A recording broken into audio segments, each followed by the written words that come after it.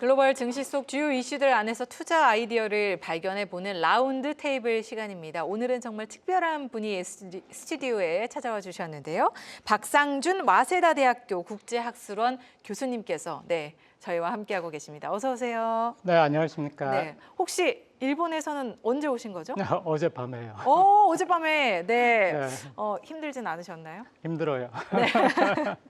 좋습니다. 그만큼 저희가 일본 내 분위기를 따끈따끈하게 또 전해드릴 수 있을 것 같은데요. 일본에 대해서 저희가 좀 자세하게 파고드는 코너인 만큼 좀 다양한 질문들을 드려보도록 하겠습니다. 먼저 일본 인플레이션 목표치가 2%입니다. 근데 2%에 도달한 이후에도 계속해서 이제 높아지는 모습인데요. 실제로 이제 물가가 다시 오르고 있다라는 체감 느껴지시나요?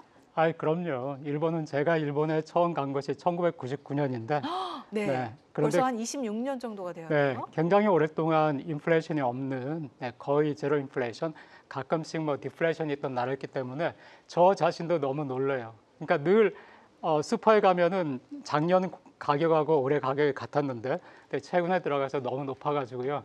우리 월급은 조금밖에 안 올랐는데 물가는 더 오른 것 같아요. 어떤 항목에서 제일 크게 느껴지세요? 저는 과일 좋아하는데 과일. 과일. 네네네. 네, 과일이 어떤 과일이 제일 비싼가요? 사과 같은 경우에 보통 예전에는 뭐 100엔에서 150엔 정도 했거든요. 근데 최근에는 200엔에서 300엔 정도? 약 2배 정도가 오른 거네요. 데이터를 보면은 2배까지는 안 될 텐데 제가 살 때는 2배 정도 되는 걸로 느껴져요. 네. 그런데 저희가 사실 이제 오늘 오전에 확인을 해 본 게 이제 9월 실질 임금이 하락세를 보이면서 9개월 연속 마이너스를 기록했다고 했습니다. 그 말은 물가는 오르는데 상대적으로 임금은 오르지 않고 있다라는 이야기거든요.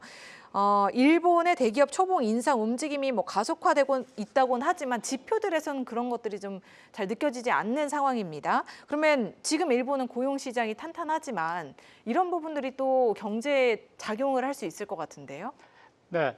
우선은 고용이 굉장히 좋다는 거는 좋아요. 고용이 좋으면 굉장히 사회도 안정되고 개인의 삶도 안정되니까 그래서 일본 사회가 굉장히 안정된 것 같긴 하고요. 근데 임금에 있어서는 왜 그러냐면은 우리가 계속 듣는 일본에서 뭐 대기업 초봉이 굉장히 올랐다, 또 임금이 올랐다 하는 것은 주로 대기업 중심인데 일본도 대기업이라고 분류되는 기업들은 전체 한 뭐 25% 정도 그 정도밖에 안 되거든요. 근데 중소기업으로 가고 소기업 가고 자영업에 가면은 임금 인상이 점점 더 힘들어져요. 그러니까 25%의 뉴스를 우리가 들을 때는 와, 임금 오르는 게 사실 맞아요. 네, 저는 이제 4학년 학생들을 가르치니까 4학년 학생들이 취업하면서 초봉 받는 거를 들으면은 와, 정말 많이 올랐구나 하는 생각은 드는데 이거를 국민 전체로 하면은 이제 임금에 비해서 물가가 더 올랐기 때문에 실질 임금이 마이너스가 돼요.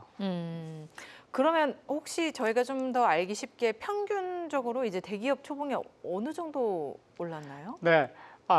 대기업 초봉이 어느 정도 올랐느냐 하는 것은 대략 어느 정도 되는 건지? 한 4, 5년 전에 비한다면은 대기업 초봉이 한 20%에서 30%는 올랐을 거예요. 네, 왜냐하면은 최근 수년간 뭐 4%, 5%씩 계속 올랐거든요. 네, 그리고 그걸 계속 또 공표를 했고. 그러면 지금은 어느 정도 되는 거예요? 그러니까 그게 대기업도 뭐 사실은 차가 많잖아요. 대기업 따라서. 근데 일본에서는 1년에 300만 엔, 한국 돈으로 3천만 원 정도. 그러면은 대기업이라 해도 이상하지 않아요. 한국 3천만 원이 대기업이에요? 네, 대기업이라도 이상하진 않아요. 한국에선 3천만 원 하면 이거 대기업 아니잖아 생각할 텐데 일본에서는 대기업, 제가 이름을 알 수 있는 그런 기업에 가도 한 300만 엔 정도 얘기하는 학생도 많고 보통은 최근에는 400만 엔에 가까워요. 350에서 400만 엔 정도. 그리고 만약에 하나 예를 들어서 외국계 기업 같은 경우에는 500만 엔도 주는데 그 얘기를 들으면 애들이 전부 와 합니다. 500만 엔. 그 정도가 되면 이제 우리 일본 내 이제 학생분들도 만족을 하면서 다닐 수 있는 수준이 되는 거죠? 대기업 같은 경우에는 좀 고용이 안정돼 있고 또 후생도 좋고 또 앞으로 오르니까요. 40대 이렇게 되면 오르니까 지금 300만 엔이라 하더라도 그렇게 큰 불만은 없어요. 근데 그게 만약에 뭐 400만 엔 정도만 돼도 와, 너네 정말 많이 주는구나 그렇게 얘기가 됩니다. 그렇군요. 네. 실제로 일본 내에서 또 대기업들의 이제 임금과 관련된 이야기를 이렇게 자세하게 들어보니까 너무 좋은 것 같습니다. 자, 이런 가운데 일본에서 가장 큰 과제를 안고 있습니다. 바로 금리인데요. 사실은 이제 현재 다카이치 내각의 최대 과제가 인플레이션에 대한 대응인데 이 인플레이션이 어떻게 보면 이제 금리랑 같이 움직인다고 볼 수가 있잖아요. 12월에 우리 BOJ에서 이제 금리 인상할 가능성이 좀 높은 것 같다라는 이야기들이 많이 들려옵니다. 어떻게 보실까요? 네, 계속해서 금리를 인상은 할 것이다. 그렇게 얘기를 하고 있고, BOJ에서도 일단 방향은 금리를 인상을 해야 된다. 이렇게 방향은 잡고 있는데, 근데 계속해서 BOJ가 시장의 예상과 달리 올리진 않고 있어요. 왜냐하면은 지금 인플레이션이 있기 때문에 말씀하신 대로 금리를 인상해서 인플레이션을 잡아야 되는 것은 맞는데 일본은 과거에 지금 일본은 경기가 상당히 좋거든요. 지난 수년간 굉장히 좋았는데 경기가 좋을 때 금리를 올렸다가 그다음에 경기가 나빠진 굉장히 뼈아픈 경험들이 있어요. 그게 90년대 중반에도 그랬었고 또 2000년대 그 리만쇼크 있기 전에 뭐 그때도 한번 그랬었고 그렇기 때문에 지금도 굉장히 BOJ가 시장을 좀 더 보겠다. 왜냐하면 금리를 올리려고 했는데 관세 문제가 막 발생하고 계속해서 외부 충격이 오니까 지금 일본 기업이 굉장히 잘하고 있는데 이런 외부 충격이 와가지고 혹시 기업의 실적이 나빠지면은 그렇다면은 뭐 인플레이션도 진정이 될 것이고 일본 경제 좋지 않으니까 금리를 좀 신중히 하겠다. 이런 상황이기 때문에 지금부터 또 12월까지 어떤 일이 발생하느냐. 관세 문제가 좀 더 잘 해결되고 또 미중 마찰이 좀 더 완화되고 그런다면은 금리를 인상할 수 있을 거라고 생각합니다. 그러니까 아픈 기억이 있었기 때문에 그걸 다시 한번 겪고 싶진 않은 네, 그런 마음도 있었겠네요. 일단 이제 금리 인상에 대해서 조금 더 신중한 네, 배경들을 저희가 들어봤습니다.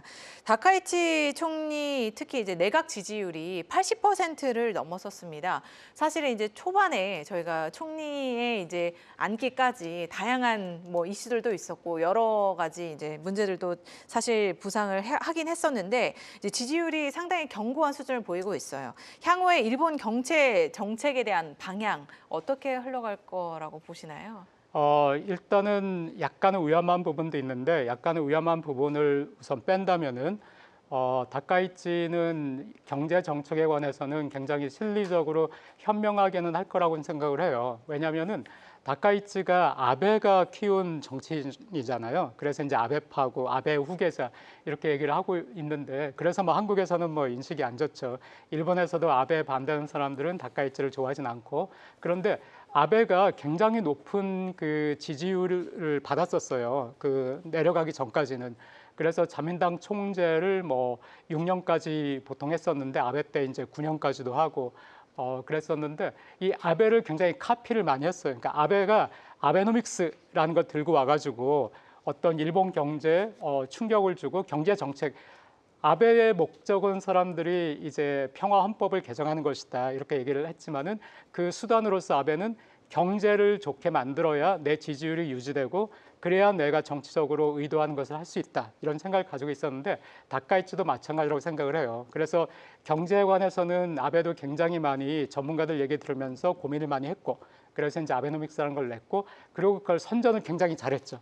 다카이치가 그대로 하고 있기 때문에 지금은 경제가 지금 좋은 상태이기 때문에 고용이 상당히 좋은 상태이기 때문에 지지율이 높고요. 다카이치의 지지율도 경제에 달렸다고 생각을 하고 그래서 다카이치는 경제에 굉장히 신중하게 올인할 텐데 단지 다카이치는 재정 정책을 좀 확장하고 하는 것들을 그동안 꾸준히 주장을 해왔는데 이게 위험할 수 있거든요. 지금 일본의 재정 상황이 그렇게 좋은 것이 아닌데 이런 상황에서 재정을 좀 확대하겠다. 그리고 좀 세수도 중요한데 뭐 세금에 대해서 뭐 더 걷지 않겠다는 식으로 약간 위험하게 하고 있기 때문에 그쪽에서 만약에 재정 쪽에서 조금 다카이치가 의도한 거하고 다른 결과가 나온다면은 그거는 좀 위험할 수 있다고 생각을 해요. 근데 뭐 사실 이제 650억 달러 규모의 부양책을 이제 추진을 하겠다고 했는데 세수는 늘리지 않아요. 그럼 그 돈은 어디서 나오게 되는 건지 지금 되게 이제 물음표가 생기는 시점인데요. 좀 부양책을 하려면 어디선가 계속 이 자금이라든지 예산을 이제 끌어와야 될 텐데 그런 부분들에 있어서 좀 노이즈가 생기지 않을까 좀 우려가 되기도 합니다. 일본 국민들은 실제로 이런 그 양상에 대해서 어떤 반응을 보이고 있나요? 경제 정책에 대해서 그렇게까지 이게 막 이렇게 위험하다 아니면 이게 이렇다 하는 걸 막 분석해서 얘기하진 않잖아요. 보통 일본 국민들은 지금 현재 고용이 좋으면 좋구나. 그리고 다카이치가 이런저런 정책을 내니까 이런 거는 뭐 좀 도움이 되겠나 이 정도고요. 그런데 실제로는 경제 신문이나 전문가들은 그런 주장은 좀 위험하다 이런 얘기를 하고 있고요. 그다음에 말씀하신 것처럼 우선 정치가니까 아직은 그 경제 정책의 구체적인 세목은 발표를 하지 않았지만 이제 발표를 하게 되겠지만 지금 현재로서는 말씀하신 것처럼 세수를 어디서 확보할 건지 그거는 얘기가 없는 상태에서 이제 경기 부양 정책을 하겠다, 돈을 쓰겠다 하는 것이니까 그거에 관해서는 지금 전문가들 사이에서는 이거는 좀 내용이 없네 하는 얘기는 있습니다. 실제로 이제 나와봐야 좀 저희가 구체적으로 안에 있는 내용들을 확인할 수 있을 것 같네요. 자, 일본 증시에서도 이제 상당히 눈에 띄는 흐름들이 있었습니다. 저희가 이제 몇 달 새에 역대 최고치의 흐름을 목도를 했고요. 외국인 자금이 특히 크게 늘어난 것을 확인할 수 있었는데요. 10월 한 달 동안 외국인 투자자가 일본 주식을 3조 엔 이상 사들였다고 하더라고요. 외국인이 들어왔다는 얘기는 일단 장기적으로 투자 매력이 좀 있다라고 저희가 분석을 해볼 수 있는데 이런 흐름이 앞으로 지속될 거라고 좀 보시나요? 실제로 교수님 투자하세요? 네. 그리고 네. 네. 뭐 저도 그렇지만은 우선 외국인들 같은 경우에는 두 가지가 있어요. 그러니까 일본 경제보다는 뭐 일본 기업을 본다면은 결국 그 외국인 투자가들은 기업에 투자를 하는 것이니까요. 일본 기업의 실적이 많이 개선됐고 또 일본 기업들이 신사업에 진출을 많이 했고 신사업에서 또 상당히 지금 역량을 쌓고 있는 것은 사실입니다. 이거는 이제 좋은 부분이죠. 근데 외국인 투자가들이 투자할 때는 환율의 영향도 큽니다. 그러니까 지금 현재 일본 엔화가 굉장히 싸기 때문에 일본 주식이 또 상대적으로 싸 보여요. 그러니까 달러를 가지고 있는 외국인들 입장에서는 일본 주식을 살 수 있고요.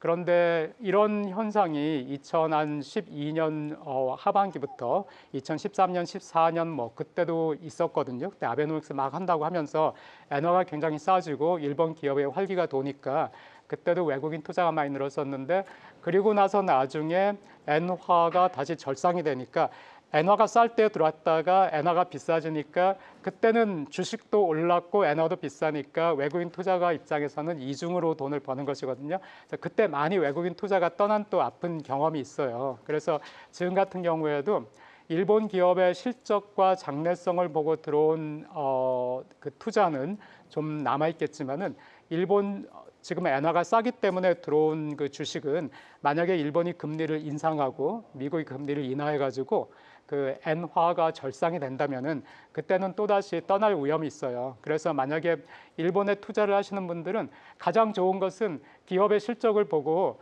그 다음에 그 장래성 있는 기업에 투자를 하는 것인데 만약에 엔화가 절상이 될 것 같다 할 때는 조금 아마 일본 주식에 대한 투자는 약간 축소하시는 게 좋을 것이다라고 생각을 합니다. 그러니까 환율의 움직임과 또 아주 긴밀하게 관계가 있는 만큼 주식시장에 투자를 할 때는 이 엔화의 흐름을 잘 체크를 해봐야 될 것 같습니다. 그래서 이제 엔화의 흐름을 살펴보자면 최근에 헤지 펀드들이 엔화 약세 베팅을 좀 하고 있는 것으로 나타났습니다. 연말까지 이제 엔달러 환율이 지금은 150엔 정도 수준인데 이게 이제 160엔까지 갈 수 있다라는 전망도 나오는데요. 앞으로 어떻게 흘러갈 거라고 예상하시나요? 네, 160엔까지 간 적이 있어요, 사실. 150엔, 140이 깨졌을 때는 150은 깨지지 않을 것이다라고 생각을 했고 일본은행도 150을 지키기 위해서 굉장히 많은 돈을 썼었는데 그 달러를 풀어가지고 일본 엔화를 외환시장에서 사는 식으로 해가지고 굉장히 노력을 했지만 150도 깨졌어요. 150이 깨졌을 때는 굉장히 충격이었고 그 다음에 160 정도까지 갔었는데 그때 또다시 일본은행이 160을 지키기 위해서 굉장히 많은 돈을 썼고요. 160을 지켰습니다. 근데 지금 또다시 150대에서 움직이고 있기 때문에 160까지도 갈 수 있다 혹은 깨질 수 있다는 전망이 나왔는데 왜냐하면은 금리하고 금리에 대한 예상에서 굉장히 그 영향을 많이 받는데 조금 전에 제가 오기 전에도 방송을 보니까 굉장히 재밌게 잘 하시던데 그때 그 미국 경제가 지금 또 좋아졌기 때문에 금리 인하에 대한 기대가 상당히 없어졌다. 그렇다면 미국에서 금리를 인하 안 하고 일본에서 또 금리 인상을 지금 자꾸 주저하고 있는데 금리 인상을 안 한다면은 지금의 금리 차가 유지가 되거든요. 지금의 금리 차가 줄어들 것이다 하는 것이 시장의 예상이었는데 지금의 금리 차가 유지가 된다. 이러면은 엔화 약세는 피할 수 없는 것이네. 이런 또 기대가 지금은 있기 때문에 지금은 엔화 약세를 기대를 하고 있는 것 같아요. 그런데 이게 또 만약에 미국에서 금리를 인하하는 움직임이 생기거나 일본에서 또 금리를 인상하는 움직임이 생기면은 그때는 또 예상이 엔화 절상으로 움직일 수 있기 때문에 주식도 그렇지만 최근에는 환율도 굉장히 위험하게 변동성이 심하잖아요. 그래서 그때그때 늘 상황을 보면서 예측을 해야 되지 그냥 한번 이렇구나 얘기를 들은 다음에 그걸 그대로 한 달, 두 달 믿고 가시면 그건 안 될 것 같아요. 아, 그렇죠. 이제 저희가 분명히 연말까지의 어느 정도 판도를 예상을 해볼 때는 12월에 각국 중앙은행들의 이제 움직임을 잘 봐야 될 텐데 그 안에서도 미국 이제 연준이 금리를 내리느냐 그리고 일본은행 BOJ가 금리를 인상하느냐가 가장 중요한 또 변수가 될 것으로 예상이 되고 있습니다. 근데 이제 어쨌든 환율이 오르면 일본은행 그리고 일본 정부가 좀 적극적으로 개입을 해서 이런 흐름들을 좀 막기 위한 그 액션들을 취했다는 말씀을 해주셨잖아요. 그래서 그런 부분들까지도 저희가 고려를 해보면서 환율에 대한 전망을 해봐야 될 것 같습니다. 무엇보다도 이제 일본 내에서 이렇게 뭐 엔화도 그렇고요, 주식 시장도 그렇고요. 저희가 이런 이야기를 많이 하는 이유는 바로 이제 일본 기업들이 지난 10년간 실적에 있어서 큰 회복세를 또 보여줬기 때문인데요. 다른 인터뷰를 보니까 이렇게 일본 기업들이 역대 이제 탄탄한 실적을 내놓은 적이 이만큼까지는 없었다. 그러니까 그만큼 너무 좋다라는 이야기들을 하고 있었습니다. 이런 흐름들을 어떻게 평가하시는지 궁금하고요. 또 일본 경제가 실질적으로 이제 체질이 좀 개선된 것이냐 했을 때 어떻게 평가할 수 있는지. 네, 그 다른 인터뷰라는 것이 제 인터뷰를 얘기를 하신 것 같은데요. 네. 일본 기업의 실적이 개선되고 있다, 또 일본 기업이 변하고 있다는 얘기를 많이 말씀드렸었는데, 네, 워낙 한일 관계가 안 좋다 보니까 잘 믿지 않으셨는데 최근에는 이제 실제로 일본에서 계속 실적이 좋다는 고용이 좋다는 얘기가 나오니까 최근에는 관심을 많이 가지시는 것 같아요. 일본 기업들이 굉장히 힘들었던 것이 그 90년대 후반 그리고 2000대 초반에 굉장히 한번 힘들었었고 그때 많은 기업이 도산을 했습니다. 그리고 리만 쇼크 있었을 때 그때는 많은 기업을 도산을 하면서 사실 망할 기업이 많이 망했어요. 근데 이제 살아남은 기업들도 충격을 많이 받았죠. 그리고 굉장히 안 좋았어요. 도요타도 굉장히 힘든 시기가 있었고요. 그 리만 쇼크 있을 때 그 직후에 또 히타치, 아까 히타치도 말씀하시던데 히타치 또 소니 같은 경우에도 거의 망하는 거 아니냐. 도시바 같은 경우에는 뭐 상장 폐지가 됐고 뭐 샤프도 대만에 팔렸고 뭐 사뇨 같은 경우는 완전히 흔적도 없이 없어졌고 굉장히 뭐 큰 충격이죠. 한국 같으면은 뭐 지금의 한국에 우리가 알고 있는 대기업 몇 개가 없어지는 것이니까. 근데 그런 과정을 겪으면서 지금 일본 기업들이 사업 그 부문을 굉장히 많이 바꿨어요. 그러니까 히타치 같은 경우에는 과거에는 뭐 가전이라든가 발전이라든가 뭐 그런 걸 했지만은 지금은 뭐 완전히 솔루션 기업으로 바뀌었고요. 그리고 소니 같은 경우에도 뭐 과거에는 가전이라든가 뭐 TV 뭐 이런 거 있었지만은 지금은 소프트 컨텐츠 쪽으로 뮤직이라든가 뭐 영화라든가 아니면 뭐 플레이스테이션 게임기라든가 그리고 지금 뭐 메타버스하고 우주에 도전을 한다는 식으로 그렇기 때문에 지금 현재 실적이 개선된 것도 맞고요. 왜냐하면은 주가도 버블기에 가장 높은 최고점을 깼지만은 똑같이 기업들의 영업이익도 과거의 최고점을 다 깼어요. 도요타, 소니, 히타치 전부 다. 그러니까 실적은 좋은데 지금 이제 새롭게 간 그 부문에서도 굉장히 심한 경쟁이 시작될 거거든요. 우주도 마찬가지고 뭐 솔루션 같은 것도 마찬가지고 AI도 마찬가지고 그렇기 때문에 거기서 또 일본 기업이 어떻게 하느냐는 기업이라는 것은 항상 뭐 하나의 생물과 마찬가지잖아요. 생존하기 위해서 굉장히 노력을 많이 해야 되고 생존할 수 있느냐 없느냐 하는 것은 또 그들의 역량 그리고 또 여러 가지 환경 여기에 따라 바뀔 수는 있다고 생각합니다. 네, 사실은 이제 일본이 한때 글로벌 시장을 쥐락펴락했던 하나의 강대국이었는데 지금은 이제 그런 흐름들에 있어서 한 발 좀 뒤처진 모습들이 그동안 저희가 봐왔던 흐름이었잖아요. 근데 이제 기업들이 지배구조 개선도 하고 여러 가지 이제 악화된 부분들에 있어서 좀 개선을 해 나가는 모습들을 보이면서 이러한 전반적인 변화들을 좀 주도해가는 모습입니다. 특히 이제 정부에서도 아베노믹스 시절에 이제 이런 아픈 흔적을 기반으로 제도적으로 좀 변화를 주기 위해 제도적 기반을 닦았다면 이제 뭐 금융청, 거래소, 연기금이 주도를 하는 그 액션 프로그램 2025가 큰 축이 되었다고 들었는데요. 어떤 프로그램인지 그리고 그 안에서 주목해야 되는 내용 어떤 것들이 있는지 소개해 주실 수 있을까요? 네, 저는 액션 프로그램 2025가 계속해서 언급하는 것이 거버넌스 코드, 뭐 일본의 거버넌스 코드에 의하면은 또 거버넌스 코드를 준수하기 위해서라면은 뭐 이런 얘기들 많이 하기 때문에 그 이전으로 간다면은 2014년에는 스튜어드십 코드라는 거를 만들었고요. 2015년에 거버넌스 코드라는 걸 만들었는데 그렇기 때문에 일본의 기관 투자가들은 그 스튜어드십 코드에 거의 들어갔기 때문에 자기네가 어떤 기업에 투자를 했을 때 그래서 그 기업의 의사결정에 뭐 주주총회라든가 이사회라든가 여기 참여를 했을 경우에 의결권을 행사를 해야 되잖아요. 그때 의결권을 우리가 어떻게 행사했다, 왜 이렇게 행사했다, 찬성했다, 반대했다 이런 것들을 반드시 공표를 하게 돼 있어요. 그래서 그게 다 모여가지고 그 우리가 볼 수가 있어요. 그러니까 내가 돈을 맡겼는데 내 돈을 받은 그 기관 투자가가 뭐 예를 들어 삼성에 투자를 한 경우에 삼성에서 모든 의결권에 대해서 어떤 그 투표를 했는지 이거를 다 나도 볼 수가 있는 거예요. 이런 것들이 외국인 투자가들 입장에서는 굉장히 그 좀 안심을 하게 하거든요. 우리가 그걸 투명하게 볼 수 있다는 거.